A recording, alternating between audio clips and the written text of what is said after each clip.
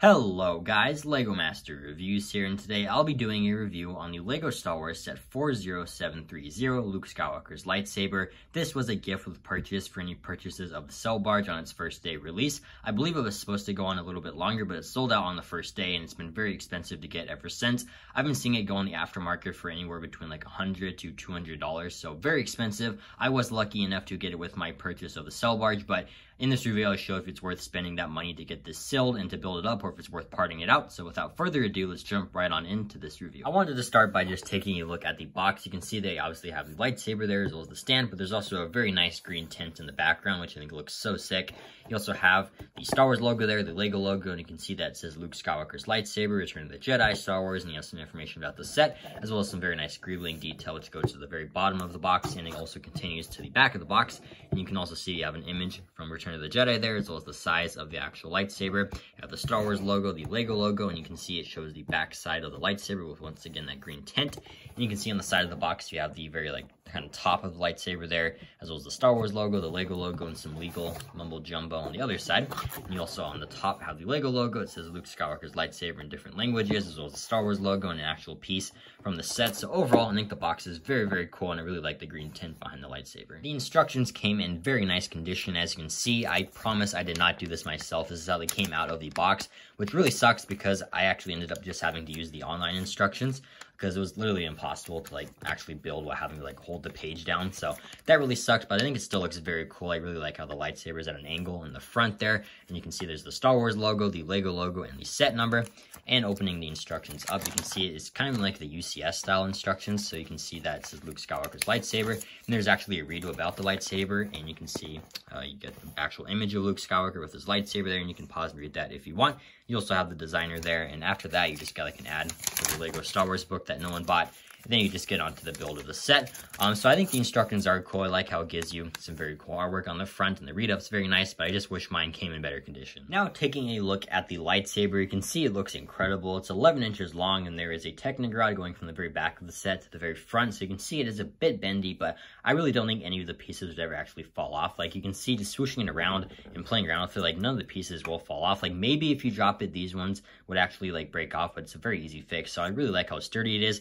I also really love the shaping in the front there and how thick it is in the back. It just really does make it feel like a life-size replica, so I think the designer did an incredible job there. But moving the stand out of the way, we'll start with the very back of the set. You can see you have these pieces here, which are a bit adjustable, so you can customize that however you want. You also have a very flat piece there, and there's this ring piece, which is on a clip there, so you can move it up and down. But this is supposed to be the part that connects to Luke Skywalker's belt, so I like the detail there.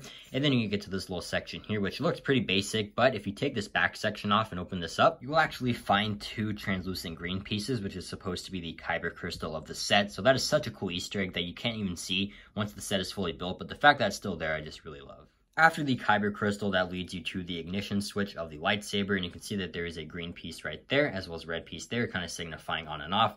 You also have a black piece there and some gold pieces on top, so the colors are very accurate. You can see that this whole thing is connected by Technic rods, which results in these pieces being used here, and obviously that makes holes on the side there, as well as some holes on the bottom, so that is very annoying, but at the same time, you have all these different gaps with the bricks, so I don't think it ruins it, but the holes can definitely be distracting. And I would have liked to maybe seen a play feature where you can move the switch up and down to kind of make it go on and off, but at the same time, that might have ruined the design, which I'd rather just have it look like this if it was going to ruin the design by making it move. But either way, the ignition switch still looks really nice, and I like the colors being used on there. That leads you to this section here, which is essentially just the same parts stacked on top of each other a bunch of times, but it makes a very nice pattern, and obviously it's very accurate to the movie. Then you get up here, which is very reminiscent of Obi-Wan Kenobi's lightsaber, which it's supposed to be like that in the movie, so it makes sense and looks great as well. I love how narrow it is, and you can see there's some gold pieces being used there, as well as these bigger pieces up here, which can actually be moved. The bricks down here actually can be moved, so the fact that these ones can be moved is a bit weird, and they can maybe wiggle around a little bit when you're swooshing it around, but it still looks very nice. And you can see that there's some studs here, as well as this piece right here, and you can actually see the Technic rod that goes through the whole set.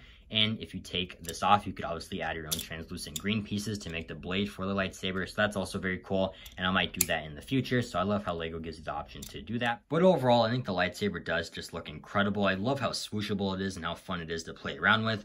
And Luke Skywalker's lightsaber is one of my favorite designs in Star Wars, so I'm so glad that we actually finally have it in Lego form. So again, love the lightsaber. I love the kyber crystal inside of it. But now we'll take a look at the stand for the lightsaber. Here is the stand for the lightsaber, and you can see right on the front that you have a very nice print that says Lego Star Wars, Luke Skywalker's lightsaber, and underneath that it says Return of the Jedi. The Return of the Jedi part has been kind of controversial because the other two gift with purchase lightsaber stands have just said the character's name and lightsaber and not the movie. And the reason it says the movie is because the lightsaber that came with the UCS AT-AT was the Anakin's lightsaber, but obviously Luke uses that lightsaber in Empire Strikes Back, so Lego called it Luke Skywalker's lightsaber.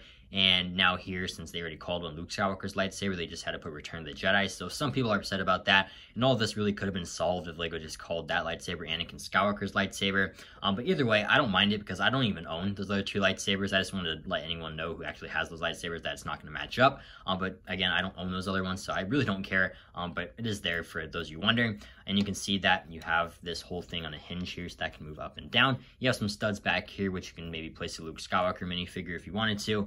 Then obviously you have the place to actually put the lightsaber there, and it slides in very nicely. It's maybe it might fall off like if you lean it to the side, and it does break pretty easily just like that because it's only really connected by these pieces here. So I have struggled with it breaking every now and then when I pick it up.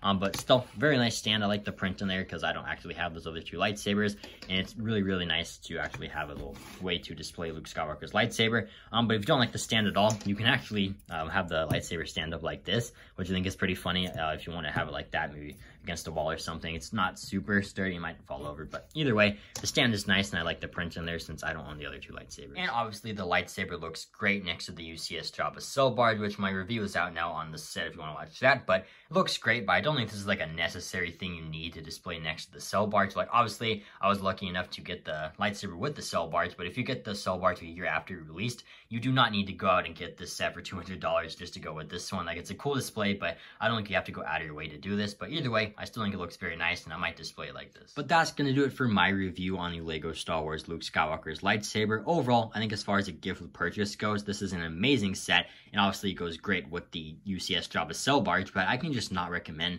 spending $200 to get this set sealed. Like, unless you need that print for some reason, just get the parts for the actual lightsaber off Bricklink. Like, it's just not worth spending $200, and I guarantee that you can probably get all the parts off Bricklink for less than $200. So just do that if you need the lightsaber, and honestly would recommend doing that because it's a great lightsaber build, but it's not $200 great.